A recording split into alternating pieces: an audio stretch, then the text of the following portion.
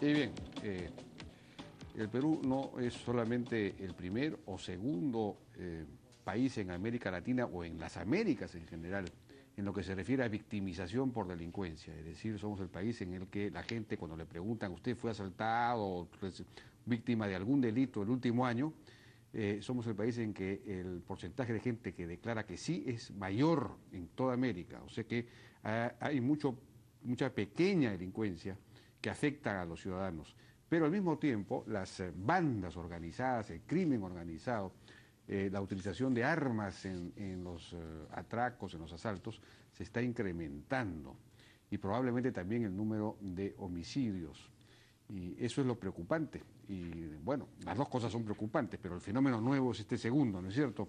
Hemos invitado al general Remigio Hernani, quien ha sido el ministro del Interior y es un especialista en estos temas, y a Juan Wambachano, gerente central del Observatorio de Criminalidad del Ministerio Público, para hablar de qué está pasando y qué podemos hacer para resolver este problema. Buenas noches, ¿cómo están? ¿Cómo les va? ¿Qué tal? Buenas noches.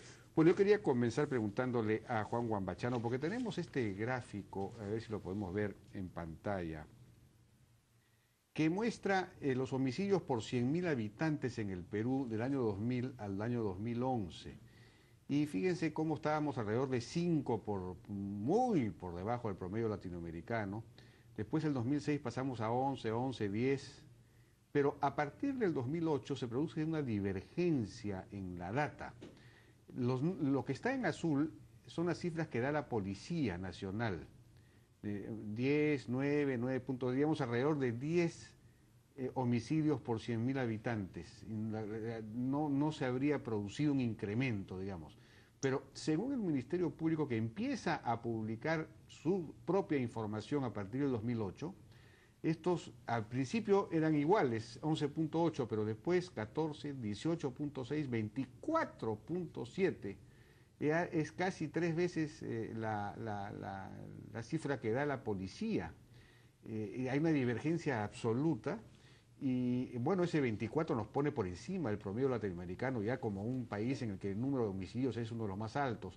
No el más alto porque hay otros como Venezuela, en fin, Colombia, México, hay otros países que tienen niveles más altos aún, pero 24 ya es muy preocupante. Entonces la pregunta era para el señor Wambachano, ¿cómo se explica esta diferencia en las estadísticas? ¿Cómo dos organismos del Estado pueden tener números tan distintos? ¿Cómo se explica en particular las cifras del Ministerio Público? ¿Por qué son tan altas? ¿Qué cosa está? ¿Cómo las explicaría usted? En principio, cuando se empieza a manejar en algún periodo de tiempo la información de la policía y luego viene la brecha en información de la Fiscalía, hay que tener en concepto lo siguiente.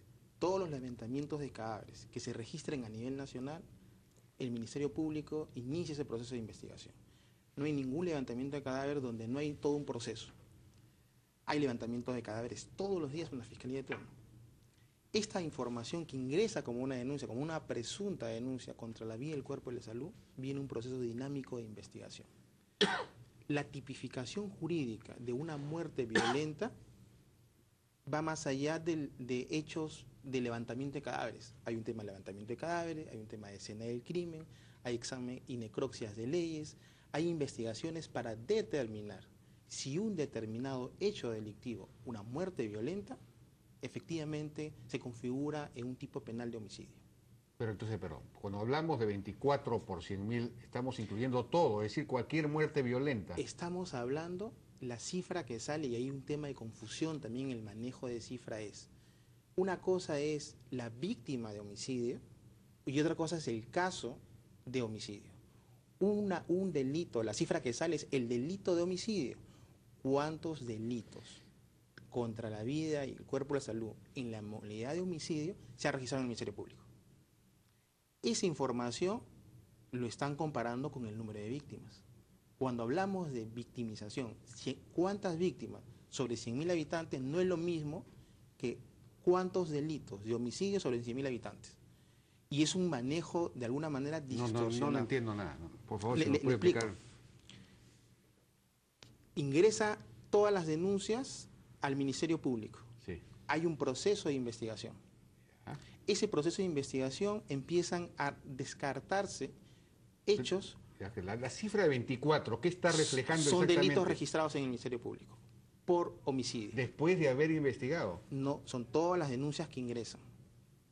Denuncias que ingresan al Ministerio Público. Denuncias. Denuncias que O sea ingresan que no al tiene nada que ver con el levantamiento del cadáver. No, son denuncias. Porque usted comenzó hablando del levantamiento. Claro, ¿por qué? Porque hay la confusión de que el levantamiento de cadáver, cuando se tiene la información, ¿quién tipifica si es un homicidio o no a la hora del levantamiento del cadáver?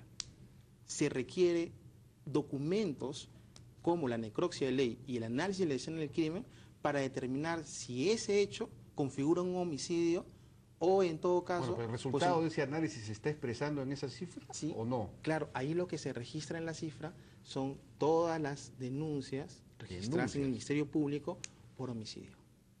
Y están comparando el delito con la víctima. ¿Cómo explica usted la diferencia con la cifra de la policía? La cifra de la policía, porque en el caso del registro de la policía, el Ministerio Público tiene un registro informatizado y una base de datos de todos los ingresos de las denuncias. A nivel nacional, todos los días, Fiscalía de turno ingresa el caso en un sistema. Ese sistema, la unidad de análisis es un caso, y es allí donde el Observatorio y el Ministerio Público analicen esa información a nivel nacional, en las 195 provincias, pero sobre la base de un sistema informatizado, que tenemos dos. O sea que la policía no registra bien sus datos, digamos, Bueno, diría usted. Yo no iría a esa posición. Estoy planteando la posición desde el Ministerio Público, que el registro que se tiene es exclusivamente de los bases de datos del Ministerio Público. Usted diría que, porque ahí lo que es bien preocupante es la línea ascendente muy acelerada, digamos. Hay un incremento exponencial de la cantidad de homicidios. ¿Eso es real? Eso es todo. ¿O puede haber alguna distorsión por alguna clase de...? No, es todo, digamos, todo lo que se registra está ahí en las bases de datos. Y es allí donde se hace el análisis. Pero hay algo de lo que se registra que de repente no sé, usted me está hablando que se registran las denuncias.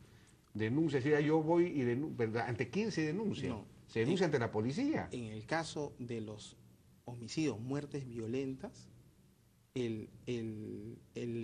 los fiscales de turno sí. son los que levantan. O sea, hay una... El que denuncia es el fiscal. No. O sea, este es de oficio. ¿Por qué?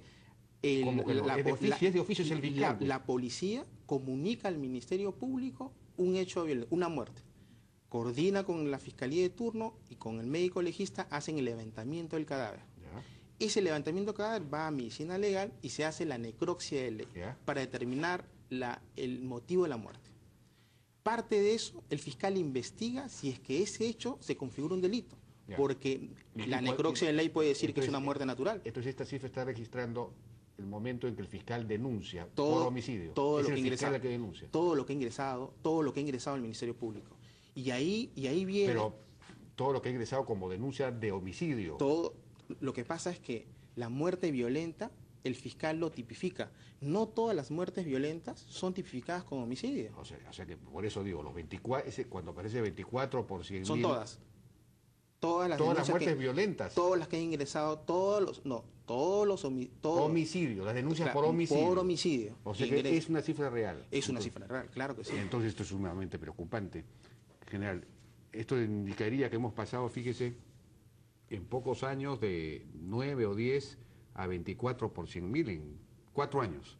Y si tomamos un periodo un poquito más largo, digamos 8 años, 10 años, hemos pasado de 5 por 100.000 a 24 por 100.000, es decir, una subida, es decir, el número de asesinatos, de homicidios se estaría incrementando de una manera exponencial. Estamos cambiando de naturaleza, nos estamos convirtiendo en un país de asesinos. Efectivamente hay una cantidad muy considerable de esos asesinatos, muertes violentas, más que todo por el sicariato, que se ve continuamente en el interior del país y también en Lima. Muchos de los casos derivados del narcotráfico, otros como el caso de Bagua, de este vicepresidente regional, y que tienen otras motivaciones, pero de todas maneras las muertes violentas se han incrementado enormemente, más que todo empleando menores de edad, en muchos casos menores de edad, como se ha podido observar. En Trujillo eso es común. he escuchado una noticia que en el mes de enero ha habido 25 asesinatos en Trujillo, nada más. O sea, estamos... Chepén, que es una población de 40.000 habitantes, hay 2 o 3 por mes, imagínense. Pero quería insistir una vez más en el tema, ¿por qué la policía tiene un registro de datos mucho más bajo que el Ministerio Público y no registra ese aumento? Exactamente no le podría yo decir qué es lo que está pasando en la policía respecto a estas cifras que deberían ser, deberían estar en una base de datos a nivel nacional. No lo sé en ese momento si es así. Lo que sí puedo yo certificar es la información que tiene homicidios en Lima. La división de homicidios de la DIRINCRI registra, hay un archivo muy considerable donde Gino Costa ha formulado un estudio al respecto, donde hay información bastante precisa, ¿no? Pero Ahora, Gino Costa tiende a pensar que las cifras de la policía son más reales que las del Ministerio Público, pero porque dice que hay otros países donde ocurre también esa divergencia y no sé qué, pero en fin, tampoco él lo puede demostrar, ni claro, sabe cuál es la verdadera. La metodología tendría que, bueno, yo pienso de que no son instituciones son instituciones afines, Ministerio Público, Policía Nacional, y esa información debería compartirse y sacar una sola información, ¿no? Se supone que ahora van a tratar de construir una base de datos común, ¿no? ¿Cómo ya comenzaron a trabajar conjuntamente? ¿Cómo van a hacer? Incluso ya desde el Ministerio Público se está haciendo un registro de todos los fallecidos ingresados al Ministerio Público. Ojo a esto porque es importante. El fiscal de la Nación ha dispuesto que a nivel nacional se haga una relación de víctima a víctima, donde se pueda colocar el motivo del hecho, cómo ha sido tipificado.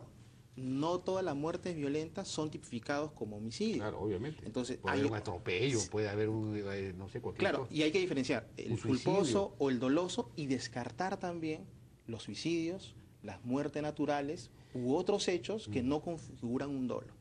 Pero hay secuestros agravados, robos agravados, en el que hay una muerte violenta, pero el marco jurídico no lo tipifica como homicidio, porque lo que es el bien jurídico no es la vida, era el robo. Entonces, hay que darle un análisis importante a las muertes violentas para tener un registro víctima a víctima como lo hacen en otros países. Ya el Ministerio Público ha iniciado este proceso para poder tener cuántas víctimas se tienen, cómo han sido tipificadas y cuál es la situación jurídica de esto. Porque es importante tener de que los casos de homicidios no es que levantan el cadáver hoy y el día de mañana se tiene el resultado de esa investigación. Hay un proceso dinámico que hay que ir entendiendo y son fotografías del momento.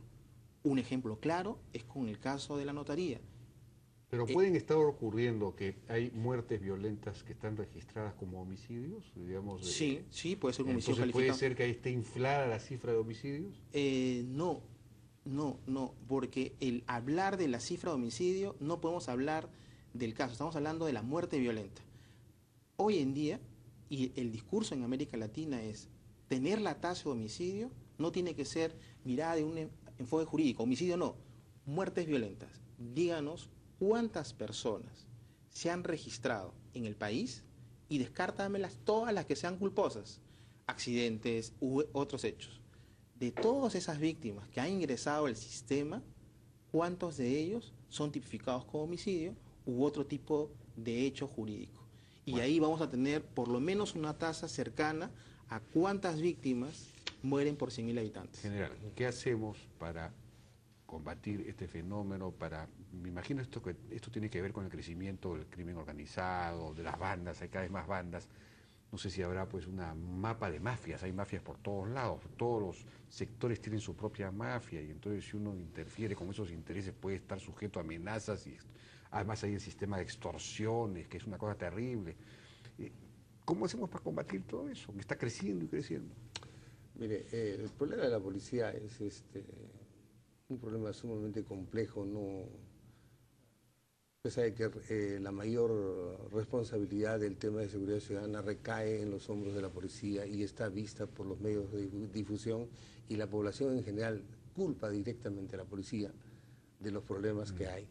Y seguidamente viene, pues, después de la policía está el Ministerio Público y luego viene el Poder Judicial y luego viene el INPE, ¿no? En ese orden, cuando hay personas que tienen que ponerse, son sometidas a la justicia. Y el CONACEP tiene muchísimas aristas, desde la Alcaldesa de Lima, la Defensoría del Pueblo, hay 5 ministerios, en fin, todos tienen alguna parte en lo que es seguridad ciudadana, pero en lo que atañe directamente a la policía, vemos que día a día se deteriora más. Hay una serie de problemas, pero podemos identificar 4 que el gobierno, desde mi punto de vista, debería enfrentarlos frontalmente, decididamente. Tiene que haber una decisión política. El primero es el tremendo problema que tiene este país. No hay otro país que yo conozca que su policía esté dividida en 2. Una que trabaja en 15 días para el... De acuerdo. ¿no? Para el ámbito privado y 15 días para la policía. Entonces, este es el sistema de 24 por 24. Eso tiene que desaparecer. Comenzaron a resolverlo y ahora han dado vuelta atrás. Sí. Y para desaparecerlo tiene que asumir el gobierno esos 800 soles que perciben esos 15 días de franco el personal. O sea, conseguir la dedicación exclusiva. Con lo que se consigue, recuperar el principio de autoridad, recuperar el prestigio, recuperar el bienestar de ese personal y que los comisarios y los jefes de dependencias puedan manejar a su personal en forma racional y darle francos conforme corresponda. Ese es el primer gran problema que tiene que resolverse y que el dinero está de por medio. El segundo gran problema, y que también atañe al Ministerio Público indirectamente, pero porque los fiscales, cuando se aplique el Código Procesal acá en Lima, si no tiene usted cuadros de investigación criminal competentes que puedan ayudar a la investigación del fiscal, van a fracasar. Ahorita tenemos... Entonces los fiscales no están preparados. No. Los fiscales están preparados. Los que no están preparados son los que van a ayudar a la investigación. Los policías que tienen que ayudar, porque el fiscal no va a solucionar el problema. El fiscal tiene que contar con los policías. Por ejemplo, en un homicidio... No hay policías de investigación. Tenemos aproximadamente 4.000. ¿Necesitamos cuántos? 6.000 más, por lo menos. 6.000 más. Pero preparados, sí, para todo el país. Para que usted pueda combatir el crimen organizado y pueda ayudar a los fiscales a conseguir todo lo que necesita un fiscal para hacer pues su investigación. La preparación, ¿cuántos años toma de un... La preparación de un policía ya egresado se puede especializar en unos 6 meses. Y también cuesta dinero. No se puede improvisar un detective. Se necesita equipamiento, ¿no? Electrónico, se necesita buenos laboratorios dactilares, de huellas dactilares. Tiene que tener acceso a RENIEC, tiene que tener, es decir, acceso a la modernidad, de Internet, ni siquiera tienen Internet. Ese es el segundo gran tema. El otro tema es el tema del liderazgo. Nuestro director general, nuestros ministros deben ser entendidos en materia de seguridad ciudadana y comprender que la prevención de los delitos debe estar equiparada con la investigación. O sea, la prevención es cuando se trata de evitar los delitos, cuando se disuade al delincuente, pero cuando ya está consumado un delito, ¿quién investiga? Tiene que ir a la par, ambas cosas, y tiene que ser gente preparada. Y en cuarto lugar, la corrupción que existe en los cuadros de la Policía Nacional. Teniendo en cuenta que la gran mayoría de policías son gente honrada que trabaja en su franco. Pero son los que no trabajan los que delinquen y tienen problemas, extorsionan y hacen una serie de problemas. Eso tiene que inspectorarse dentro de la organización policial. ¿Es fácil hacerlo? Para eso se debe hacer. Los signos exteriores de riqueza de muchos policías no se condicen con los ingresos legales. ¿Cómo hacerlo? Hacer una verdadera investigación, comenzando desde lo más alto y dando el ejemplo. Los generales no pueden, bajo ningún punto de vista, un general puede estar distorsionando la economía de la policía. Los recursos como gasolina, rancho y los dineros para gastar tienen que gastarse eficientemente y honradamente.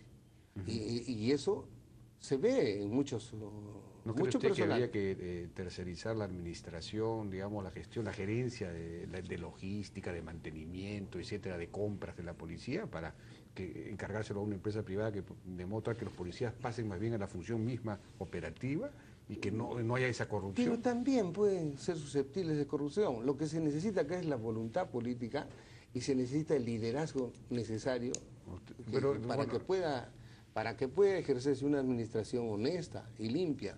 Y cortar de raíz, pues, el primer atisbo de corrupción, cortarlo y dar Pero usted corta, escarmiento. pero es como la selva, pues usted corta, poda y pues vuelve a crecer, porque Pero si usted si- no resuelve los problemas estructurales, ¿no? Bueno, Bueno, efectivamente ya no tenemos más tiempo, pero en fin, esos son los temas. Usted ha mencionado los cuatro, digamos, problemas principales que efectivamente yo creo que son esos los principales problemas. Habría que ver cuáles son las soluciones que habría que darles. Muchísimas gracias A usted, gracias. al general Remigio Hernani y a Juan Guambachano, gerente central del Observatorio de Criminalidad del Ministerio Público. Muchas gracias por su participación. Vamos a una pausa. Regresamos ahora con el ingeniero Raúl Delgado Sayán, director de CECEL Ingenieros, para conversar acerca de la línea 2 del metro que fue presentada en la semana pasada, ya digamos con detalles, que es la que va a ser concursada para hacer, es la que va desde Ate hasta el aeropuerto, en buena cuenta, cruzando de este a oeste de la ciudad de Lima. Regresamos.